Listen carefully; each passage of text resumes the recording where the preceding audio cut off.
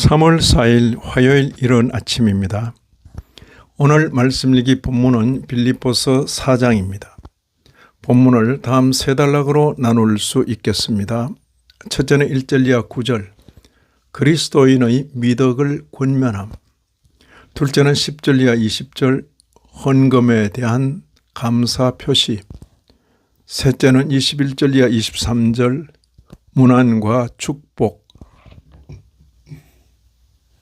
오늘 본문에서도 기쁨이 거듭 언급됩니다. 4절에 주 안에서 항상 기뻐하라. 내가 다시 말하노니 기뻐하라. 과연 기쁨의 서신이라 칭할 만합니다. 감옥에 갇혀있는 사도가 밖에 있는 성도들을 향하여 기뻐하라고 권하는 진귀한 모습입니다. 과연 바울은 복음의 사도입니다. 복음을 전하기만 하는 것이 아니라 복음을 사는 모습입니다. 본장의 시작에도 역시 기쁨이 나옵니다. 1절에 그러므로 나의 사랑하고 사모하는 형제들, 나의 기쁨이요 면류관인 사랑하는 자들아, 이와 같이 주 안에 서라. 사도는 성도들을 가리켜 나의 기쁨, 나의 면류관이라고 칭했습니다. 얼마나 따뜻한 관계입니까? 그렇습니다. 목회자와 성도 사이에도 이 같은 따뜻한 관계가 있어야 할 것입니다. 기도와 관련하여서도 아무것도 염려하지 말고 감사함으로 아뢰라고 권합니다. 6절, 7절을 보시면 아무것도 염려하지 말고 다만 모든 일에 기도와 간구로 너희 구할 것을 감사함으로 하나님께 아뢰라. 그리하면 모든 지각에 뛰어난 하나님의 평강이 그리스도 예수 안에서 너희 마음과 생각을 지키시리라.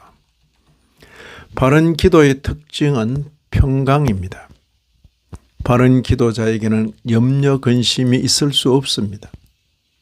예상하지 못한 현실에 직면하여 염려 근심하는 것은 바른 신앙의 모습이 아닙니다.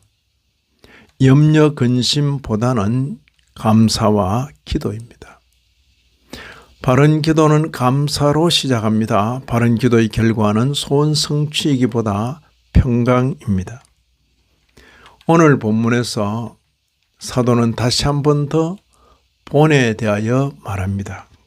9절에 너희는 내게 배우고 받고 듣고 본 바를 행하라.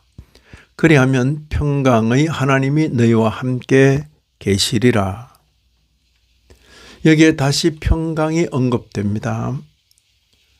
위에서는 하나님의 평강이라 하고 여기서는 평강의 하나님이라고 했습니다. 전자는 하나님께서 주시는 것이요, 후자는 하나님 자신입니다. 참 성도의 모습도 평강일 것입니다. 옥중에서도 기쁨을 말하는 사도의 마음 상태는 평강인 것이 분명합니다. 사도는 하나님의 평강을 받았을 뿐 아니라 평강의 하나님을 모신 자입니다.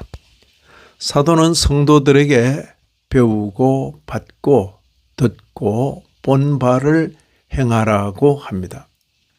즉 본을 따라 행하라는 말일 것입니다. 편지 말미에 사도는 빌립보 성도들이 자신의 전도사에게 물질로 함께 해준 데 대하여 마음 깊은 감사를 표합니다. 그러면서도 이런 현실을 살아가는 사도 자신의 자세를 말해 줍니다. 11절 12절입니다. 어떠한 형편에든지 나는 자족하기를 배웠나니 나는 비천에 처할 줄도 알고 풍부에 처할 줄도 알아. 모든 일 곧 배부름과 배고픔과 풍부와 궁핍에도 처할 줄 아는 일체의 비결을 배웠노라. 사도는 과연 일체의 비결을 배운 사람이었습니다. 감옥에 있으면서도 기쁨을 말하는 것은 일체의 비결을 배운 사람이 아니고는 할 수 없는 일입니다. 이런 말씀을 읽는 신약교회 성도인 우리로서는 먼저 참 성도로서 기쁨을 회복하여야 하겠습니다. 또한 평강도 회복하여야 하겠습니다. 하나님께서 주시는 기쁨과 평강을 받아 누릴 뿐 아니라 기쁨과 평강의 하나님을 모시고 살아야 하겠습니다. 나아가 성도로서의 일생 삶을 통하여 유업으로 약속받은 무궁세계를 바라보며 일체의 비결을 배워가야 하겠습니다.